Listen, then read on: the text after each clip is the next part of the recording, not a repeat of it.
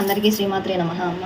వరలక్ష్మి వ్రతానికి మనం చేతికి తోరం కట్టుకుంటాం కదా, ఎలా కట్టుకోవాలి అంటే మొదటిగా మనం ఒక తెల్లటి నూలు దారాన్ని తీసుకోండి. సిల్క్ దారం కాదు, నూలు దారం తీసుకోండి.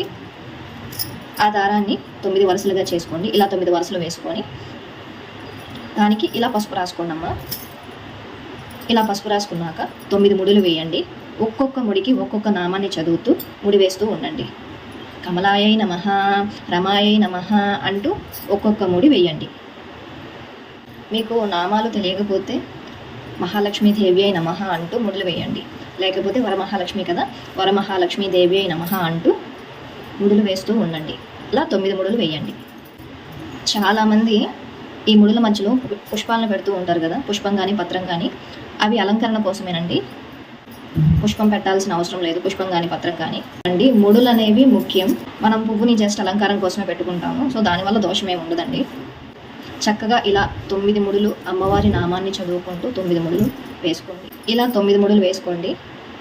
ఈ వేసుకున్న తోరాన్ని అమ్మవారి పీఠం దగ్గర పెట్టి ఒక్కొక్క గ్రంథి దగ్గర అక్షింతలతో పూజ చేసుకున్న తర్వాత మన కుడి చేతికి కట్టుకోవాలండి. ఇలా కుడి చేతికి కట్టుకోవాలి. ఒకవేళ మీకు పుష్పం పెట్టుకోవాలనిపిస్తే ఇలా పెట్టి ఇలా కట్టుకోండి. ఇలా 3 కానీ 5 కానీ 9 కానీ మనం తోరాలు ఏర్పాటు చేసుకోవచ్చండి. ఒకటి అమ్మవారికి, ఒకటి మనకి, ఇంకొకటి వచ్చిన ముత్తైదుకి. అట్లా మీరు ఎంతమంది ముత్తైదులని మీరు పిలుచుకుంటే అంతమందికి ఈ తోరాలని మనం కట్టాలి. అలాగే ఈ తోరాన్ని ఎప్పుడు తీయాలి? మనం శుక్రవారం రోజు పూజ చేసుకుంటాం కదండి, ఆ మరుసటి రోజు అంటే శనివారం ఉదయం పూట అమ్మవారికి పూజ చేసుకున్న తరువాత చేతికి తోరాన్ని తీయాలండి.